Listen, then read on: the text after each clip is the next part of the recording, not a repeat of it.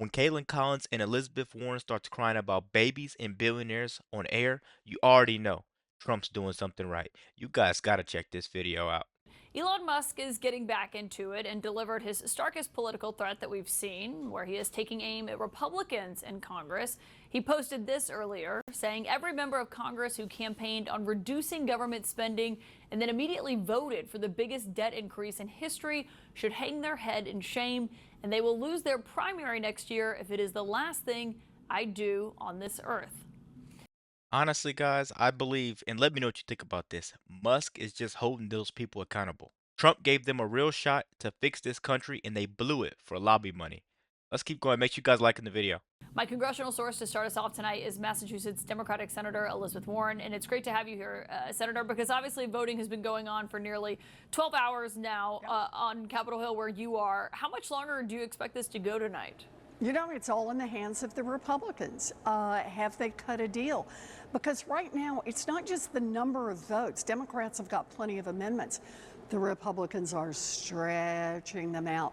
So every vote, instead of being 10-minute votes or 15-minute votes like we often do in votaramas, the vote on Planned Parenthood ran for an hour, that they kept it open. And we all presume that's because they're all behind closed doors trying to figure out how they get the votes to get this thing through. So you think that they're also helping stretch this out because they don't have the votes for a final passage right now? Well, why else would they be stretching it out? If they actually have their votes, why wouldn't they be on the floor right now, rushing us through our amendments and then going to the vote? Look, the bottom line stays the same. When you read the bill, and the Democrats insisted that the bill be read aloud, it's nearly $1 trillion in cuts to Medicaid.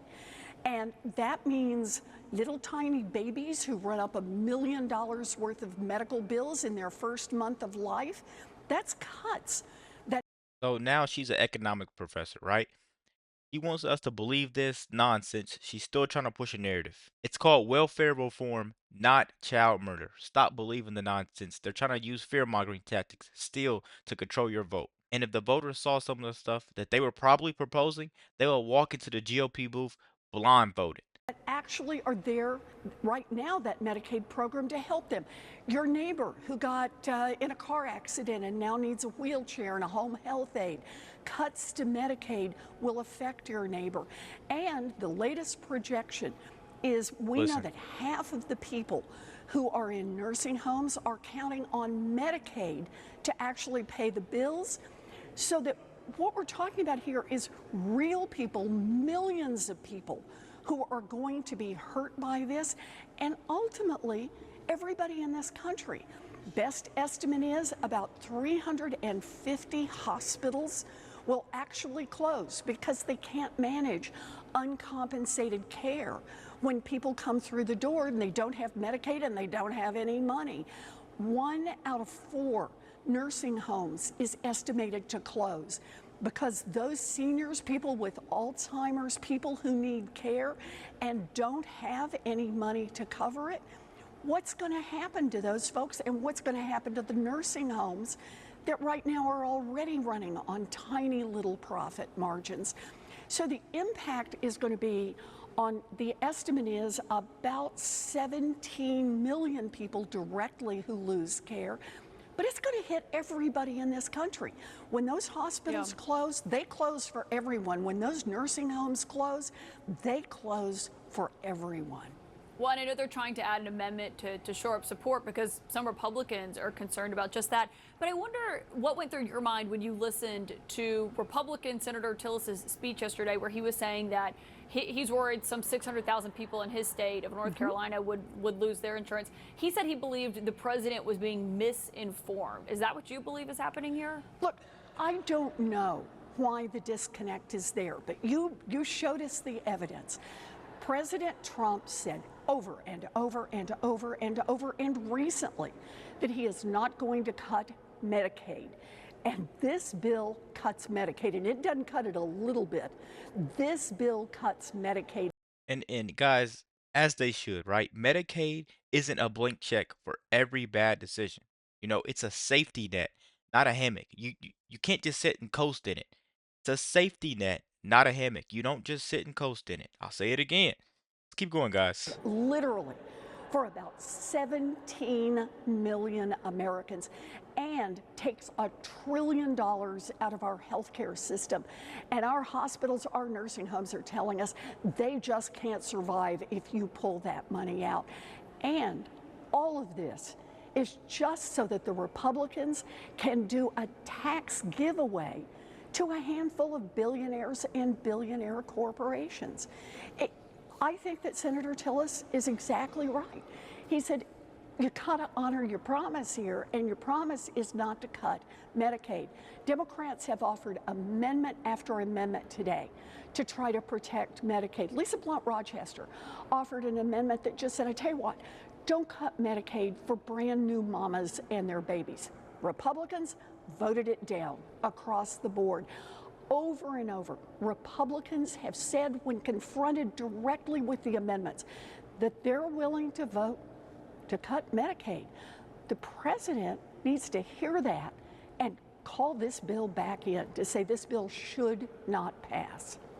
Can I ask you about what the other side is saying, which is that if Democrats don't vote for this, that you're going to pay the political consequences because you're voting it wouldn't be extending the tax cuts that the president enacted last time he was in office, and therefore there would be a tax increase for Americans. The Nonpartisan Tax Policy Center said that if it would mean 64% of households would get some sort of tax increase should this bill not pass to do so. What is your response to that?